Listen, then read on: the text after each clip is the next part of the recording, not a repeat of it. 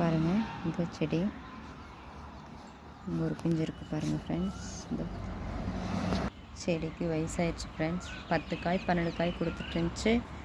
இப்போது 4 5ன்னு மாறிடுச்சு. இன்னும் எத்தனை நாளைக்கு இருக்குன்னு தெரியும். இன்னும் பிஞ்சுகள் கொடுக்குறங்காட்டிக்கு நான் வச்சுருக்கேன். பாருங்கள்,